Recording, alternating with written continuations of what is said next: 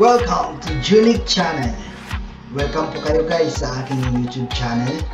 Ang channel pong ito ay nakapagbibigay ng dagdag kaalaman sa ating lahat. I am very thankful to my beloved subscribers and to all supported viewers in my videos. Thank you so much. If you are not willing to learn, no one can help you.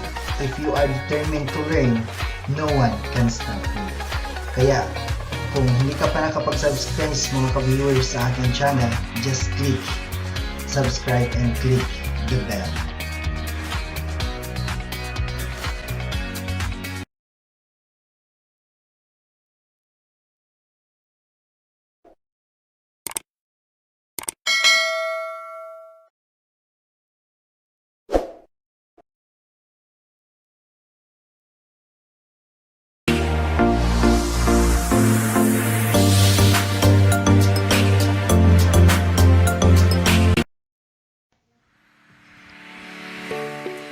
Hello po mga ka-viewers, our next topic about chickenpox. Acute highly infection disease caused by varicella zoster virus, or we call chickenpox.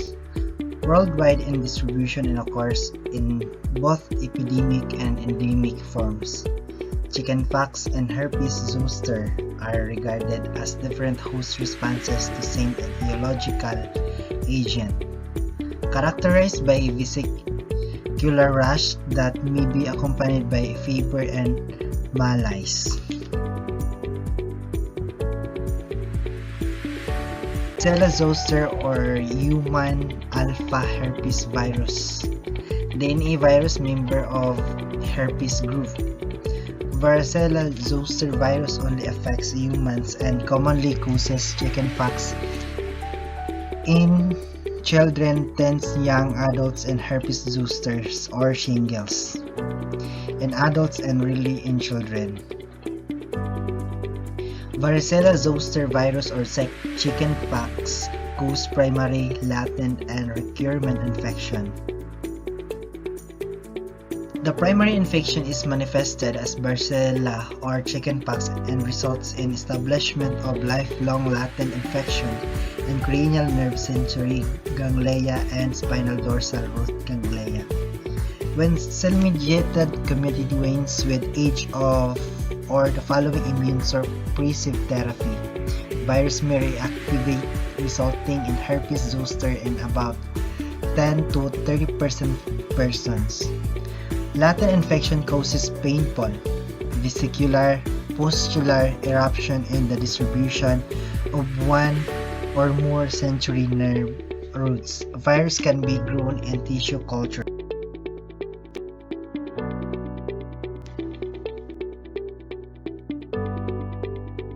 Chickenpox is highly communicable.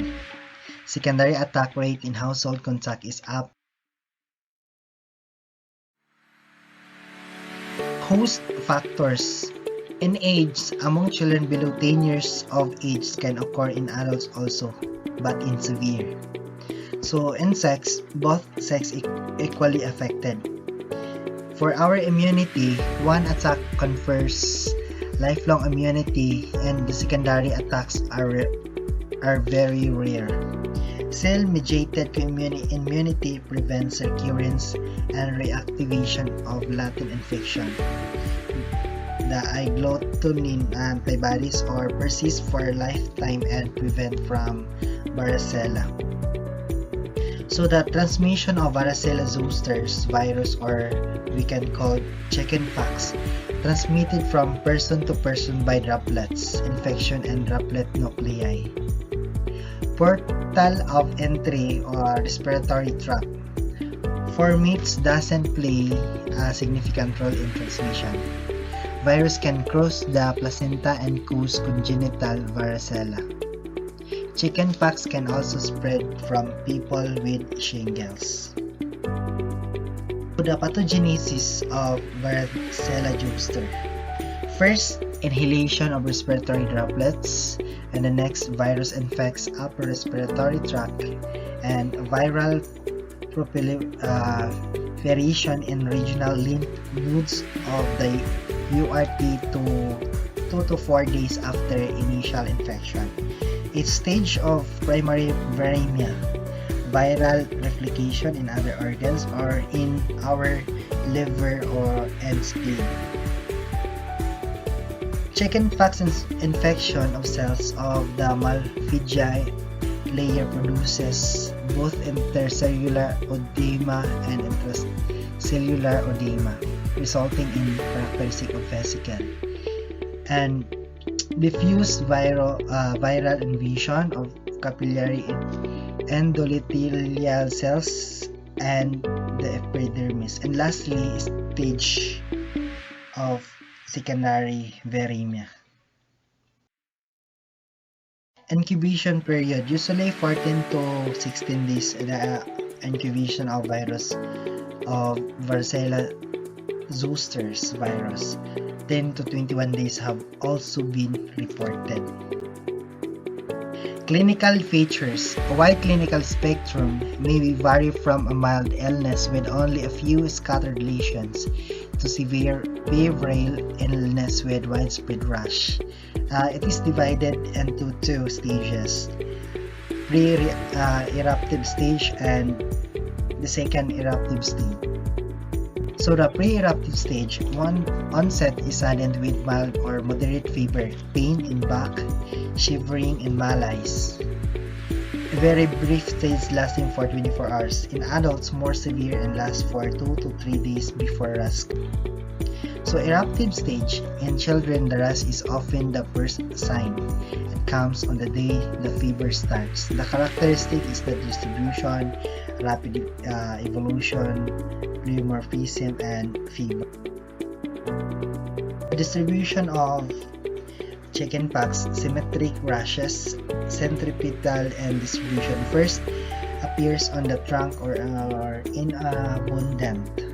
Then to face, arms and legs, less abundant. So mas marami po siya sa an upper part of our body. Mucosal surface are generally involved. Axilla may be affected. Palms and soles not usually affected, and density of eruption diminishes centrifugally. So the rapid evolution, the macule, this is the macule. As we could see in the picture, this is the macule, papule, the vesicle, and the pustule. The rash advances quickly through the stage of the macule, papule, vesicles, and scalp. Vesicles are dew-drops-like in appearance, present on the skin, containing the clean fluid superficial inside, with the easily ruptured wool and surrounded by an area of inflammation and are not implicated. So the vesicles may form the crust without going through the pustular stage. Scabbing begins 4 to 7 days after the rash appearance. The prognosis. The prognosis of the chickenpox or the virus that affects a healthy child is usually a self-limiting disease, and also increased morbidity occurs in adult and immune-compromised population. The varicella zoster's virus rarely required in clinical signs are clear-cut. Examination of the vesical fluid in electronic microscope shows round particles brick shape and in small packs. Scraping of vesical floors shows small pinoculated giant cells colored by gem cell stain or not in a small packs. And for the serology is used for epidemiological surveys. Control the varicella zoster virus or the chickenpox. Antiviral therapy against varicella: acyclovir, valacyclovir, famiciclovir, and pascarnate. That's the medicine. The acyclovir can prevent development of make disease and varicella infected immune suppressed patients, and halt progress of zoosters in adults.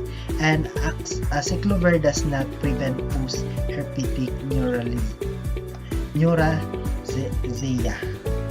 Notification isolation of cases for 6 days and onset of RAS, disinfection of articles soiled by nose and throat discharge.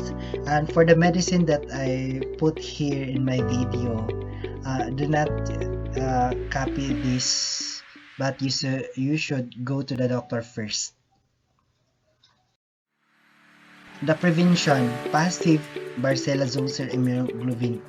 It is active vaccine. Agglutinin.